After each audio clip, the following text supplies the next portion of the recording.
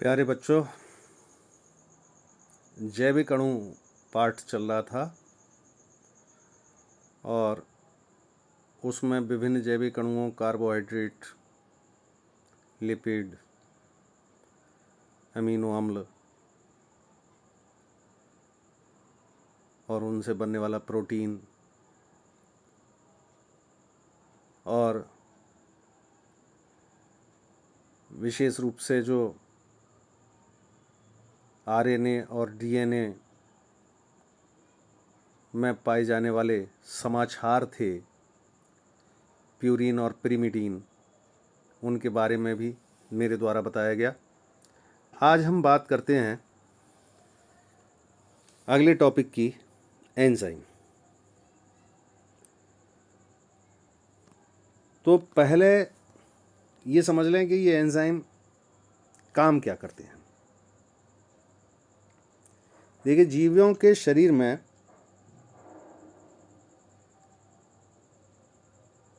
निरंतरता बनाए रखने के लिए विभिन्न प्रकार की जैविक और रासायनिक क्रियाएं होती रहती हैं। इन क्रियाओं को हम जैव रासायनिक क्रियाएं, बायोकेमिकल रिएक्शंस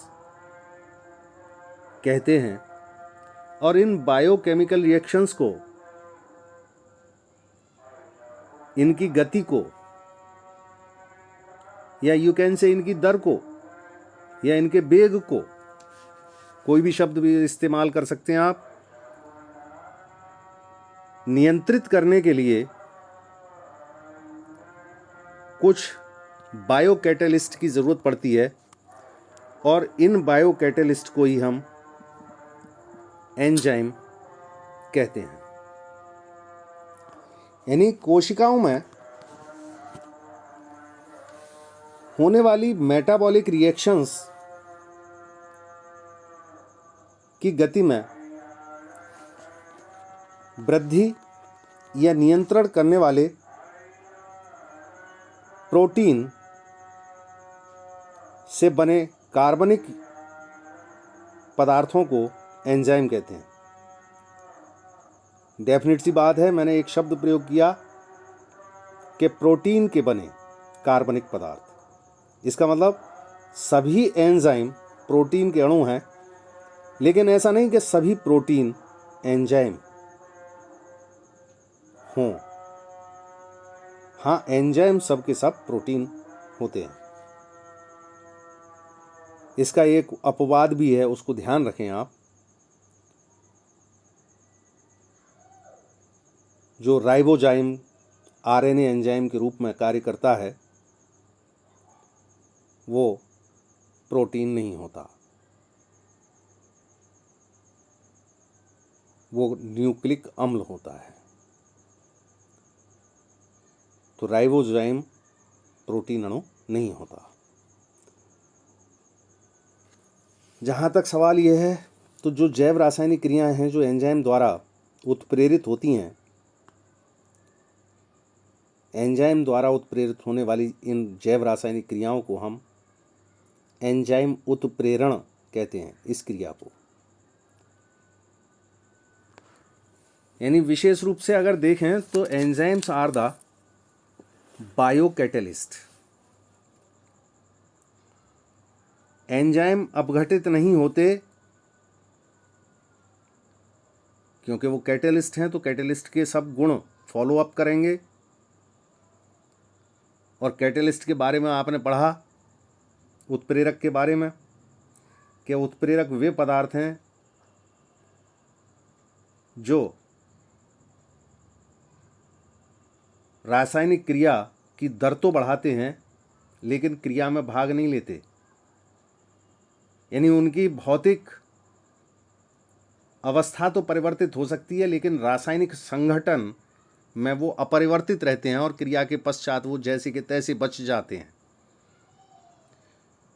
तो यहाँ पर एंजाइम जो बायोलॉजिकल रिएक्शंस हैं, बायोकेमिकल रिएक्शंस हैं, उनमें एंजाइम उत्प्रेरक का कार्य कर रहे हैं।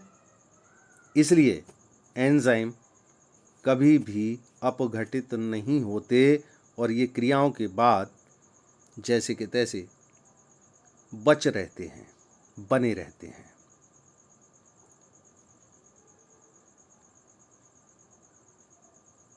दूसरी बात, ये जो मेटाबॉलिक रिएक्शंस की दर है उसको 10 की घात 10 गुना तक बढ़ाने में सक्षम होते हैं। किरचॉफ ने तो यहाँ तक देखा कि गेहूं के एक्सट्रैक्ट जो शर्करा में बदल गया है वो एंजाइम द्वारा बहुत जल्दी बदल जाता है। एंजाइम का नाम कोहने नाम के वैज्ञानिक ने दिया।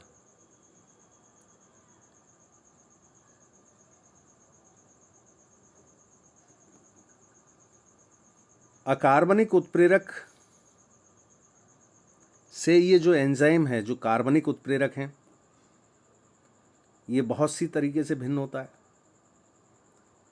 जैसे अकार्बनिक उत्प्रेरक हाई टेम्परेचर पर बहुत बढ़िया तरीके से क्रिया करता है, जबकि जो एंजाइम हैं ये उच्च तापक्रम पर क्षतिग्रस्त हो जाते हैं।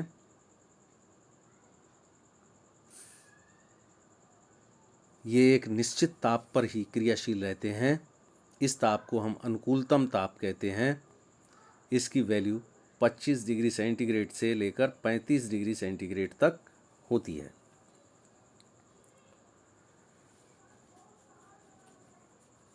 एंजाइम की अगर संरचना की बात करें तो ये उच्च अणुभार वाले नाइट्रोजन युक्त जटिल कार्बनिक यौगिक होते हैं जो जीवित कोशिकाओं में बनते हैं और जीव शरीर में होने वाली जैव रासायनिक क्रियाओं में उन क्रियाओं की दर को बढ़ाने का कार्य करते हैं। एक निश्चित एंजाइम एक निश्चित क्रिया पर कार्य करता है। फॉर एग्जाम्पल, हमारे आमाशय में पेप्सिन नाम का एंजाइम प्रोटीन को पॉलीपेप्टाइड में बदलता है, जबकि आंत में ट्रिप्सिन नाम का एंजाइम प्रोटीन को एमिनो अम्ल में बदल देता है। तो एक निश्चित क्रिया के लिए एक निश्चित एंजाइम होता है और वो एंजाइम एक निश्चित पीएच वैल्यू पर ही कार्यशील होता है और ये पीएच मान 5 से 7 तक के बीच होता है, जिस पर एंजाइम अच्छी तरीके से कार्य करता है। कुछ एंजाइम कोशिका के अंदर और कुछ एंजाइम कोशिका के बाहर सक्रिय होते हैं।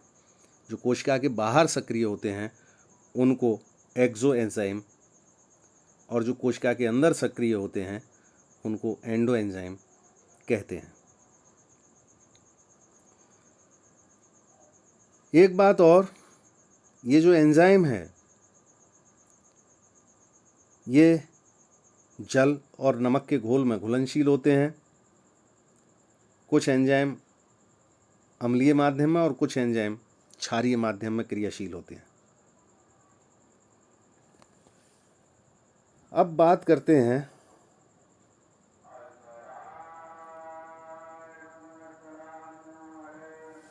कि एंजाइम किस प्रकार से रासायनिक रूपांतरण करता है।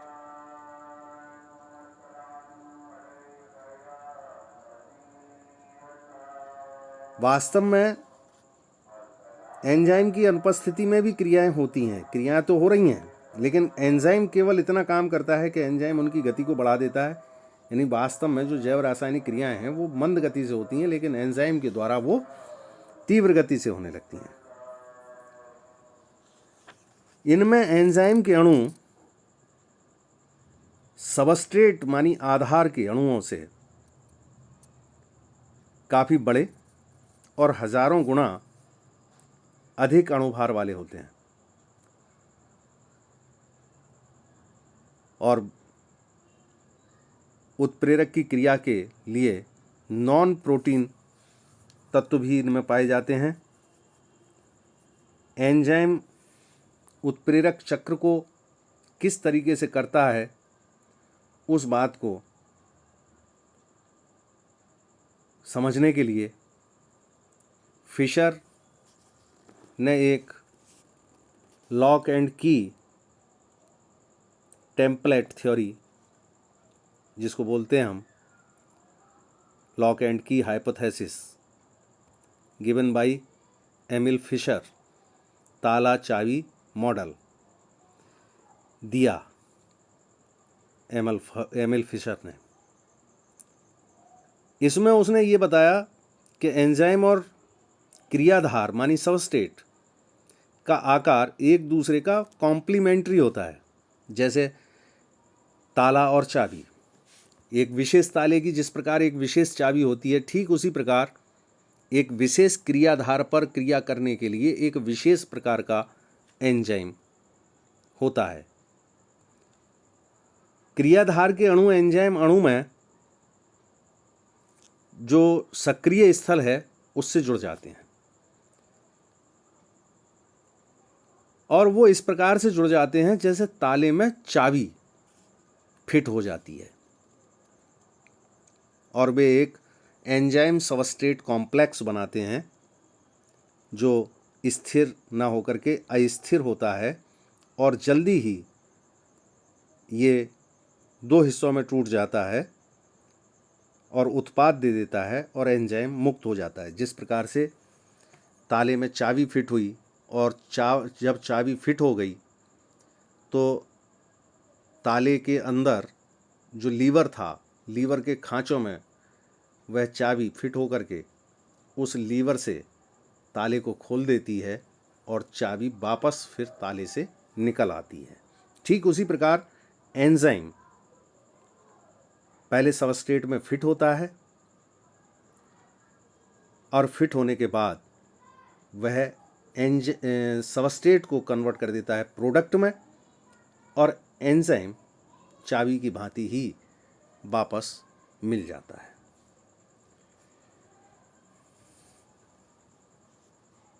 इसके अलावा कॉशलैंड ने इंड्यूस्ड फिट मॉडल दिया। इसके अनुसार एंजाइम की आणविक संरचना परिवर्तनशील होती है, यानी एंजाइम के सक्रिय स्थल की रचना दृढ़ नहीं होती बल्कि लचीली होती है। तो ये मॉडल थे एंजाइम के बारे में। वास्तव में एंजाइम क्रिया को नियंत्रित करता है। बाकी एंजाइम की क्रिया की प्रकृति वगैरह ये कल बताएंगे।